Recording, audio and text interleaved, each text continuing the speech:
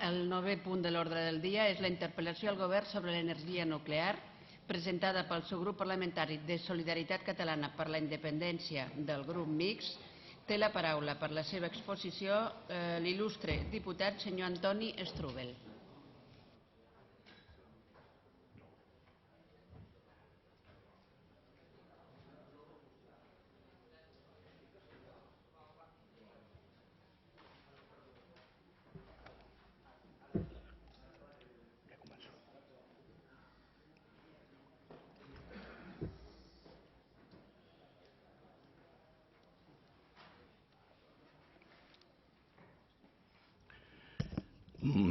Molt honorable presidenta, molt honorable conseller, diputats i diputades. L'accident de la central nuclear de Fukushima Daiichi del passat 11 de març és un fet que marca un abans i un després en el concepte de seguretat en la indústria nuclear del nostre temps. El que va ser un accident del nivell 7 de l'escala INES, el nivell, doncs, més greu, produït en un país caracteritzat per la seva seriositat a l'hora d'abordar el tema de la seguretat, per força condiciona el present i condicionarà el futur de l'energia nuclear en el món. Els seus efectes ecològics, sanitaris, econòmics, transcendiran, com el cas de Txernòbil, a diverses generacions.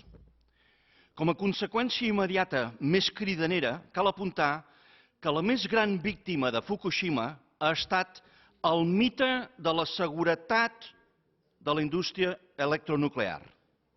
S'ha fos en un no-res, i s'ha fos d'una manera en què amb els accidents de 1957 a Chelyabinsk, als Urals, o del 28 de març del 79 a Harrisburg, o del 26 d'abril del 86 a Txernòbil, no ho havia fet.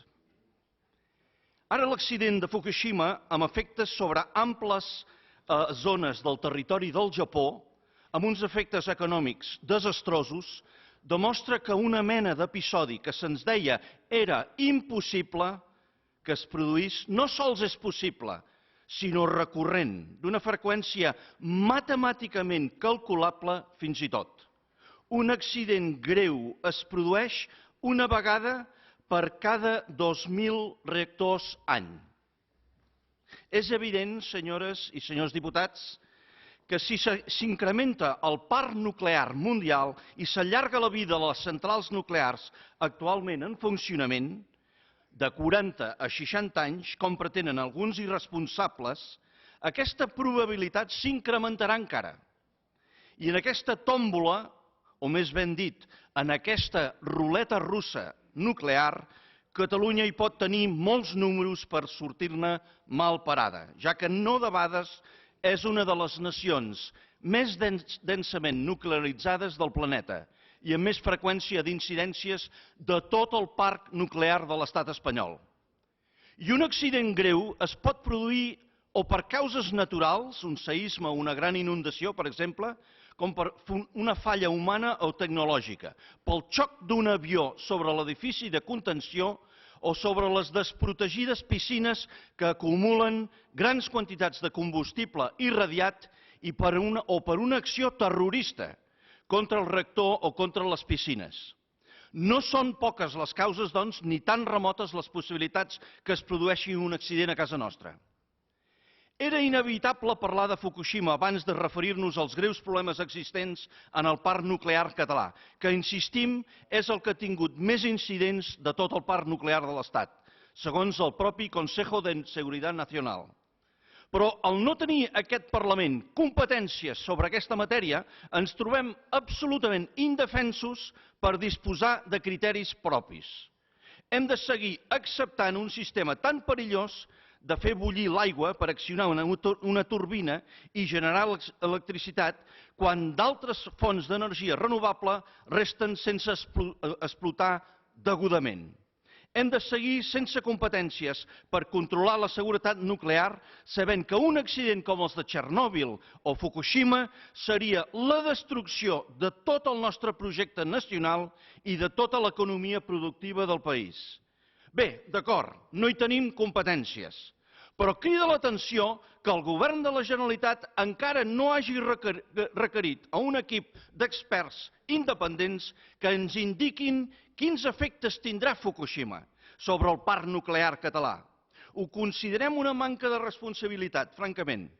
Recordem com l'informe i les recomanacions del doctor Antoni Lloret, després de l'accident de 3 Mile Island, a petició del president Tarradellas, varen qüestionar els plans d'emergència de les centrals d'Ascó i Vandellòs, que no havien respectat els mateixos criteris de les seves centrals de referència. El nostre govern no ha fet cap pronunciament després de Fukushima per tranquil·litzar l'opinió pública catalana. Molts catalans i catalanes volen saber les raons que fan que el seu govern, després del que acaba de succeir a Fukushima, segueix enrocat a favor de l'energia nuclear i en allargar la vida de les centrals. I ens interessa especialment saber la seva posició, conseller Mena, després de veure com la consellera alemanya Angela Merkel ha canviat radicalment d'opinió i aprova un programa de renúncia de l'energia nuclear a partir de l'any 2022. Honorable conseller, la consellera Merkel és física i té una alta formació sobre la tecnologia nuclear. Ella va convocar responsablement un consell de 17 savis independents i va fer cas de les conclusions d'aquella comissió ètica, que no va ser altra que tancar les nuclears i obrir el model productiu i energètic a l'era solar. Àustria i Suïssa han iniciat el mateix camí i el poble italià acaba de declarar-se favorable al tancament de les nuclears en un referèndum en un proper futur. Senyores i senyors diputats, els polítics catalans no podem seguir dins l'autisme sobre aquest tema en un moment tan delicat com l'actual. Per altra banda, els de Solidaritat Catalana per la Independència tampoc no creiem que es pugui obviar com es va introduir l'energia nuclear a casa nostra als anys 60. Avui volem expressar la nostra petició que el Parlament que s'hi celebri un debat monogràfic sobre el futur de l'energia nuclear a casa nostra. I voldríem que es fes abans que el govern ens presenti el seu pla energètic per l'horitzó 2020. Si hem de cercar el consens en una qüestió transcendental, aquesta és l'energia nuclear, per les implicacions que té el seu centralisme en tot el model productiu. Parlem d'aquest debat. Quan el Parlament ha fet un debat monogràfic sobre l'energia nuclear, analitzant les seves implicacions militars, econòmiques, financeres, de seguretat, de salut pública i de model sociopolític? Mai. Tot i que associacions i entitats cíviques i fins i tot ara el moviment dels indignats ens ho demanen. Ni durant els governs Pujol ni el tripartit es va fer, degudament. Per sentit comú i sentit de país hem d'impulsar un debat nuclear que contempli tots els aspectes, sense tabús ni autocensures. Senyores i senyors diputats, hem volgut introduir aquestes reflexions abans d'expressar la nostra màxima preocupació sobre el present i el futur de les centrals nuclears d'Ascó 1 i 2, sobretot i també la de Vandellòs, en un moment en què és imminent la decisió estatal que en podria allargar la llicència de funcionament en 10 anys. I ho volem fer des d'una coalició independentista que té entre els seus 5 partits integrants els Verds Alternativa Verda, que s'ha destacat al llarg dels anys per la seva voluntat d'informar amb independència sobre totes les implicacions de l'energia nuclear en el món civil i militar. Tenim seriosos dubtes de que els plans d'emergència funcionessin correctament en el cas d'un accident greu, tal com Iniciativa més d'una ocasió ha recordat en aquesta cambra. La central d'Ascó va funcionar 2 anys sense un pla d'emergència i actualment la carretera d'Ascó a Flix, l'anomenat Eix de l'Ebre, és un coll d'ampolla. en una emergència nuclear es convertiria en una ratonera pels habitants de la zona d'exclusió. Respecte al subsòl de la central d'Ascó, el tema no ens inquieta, ens alarma enormement.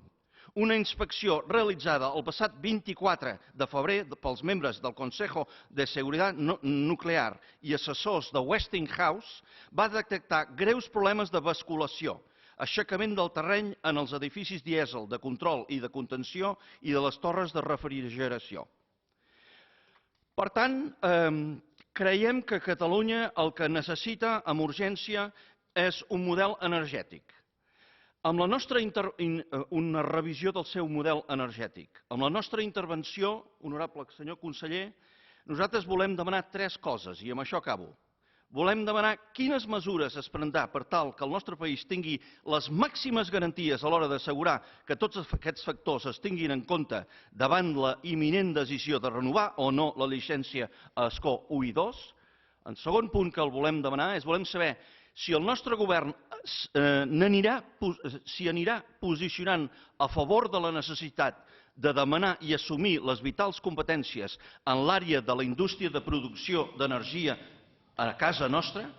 I tercer punt, volem saber si el nostre govern anirà assumint un programa real de foment i introducció de les energies renovables en un futur immediat, tal com recomanen les més altes instàncies governamentals internacionals. Alhora proposem, i amb això acabo, a aquesta cambra la creació d'un grup de treball i una compareixença en aquest Parlament del Centro de Seguridad Nuclear, remenar fins allà on sigui possible, de moment, la greu situació d'indefensió i falta de poder de decisió dels ciutadans d'aquest país i les institucions d'aquest país en aquesta sensible àrea tal com la imposa actualment el règim autonòmic i constitucional espanyol. Moltes gràcies.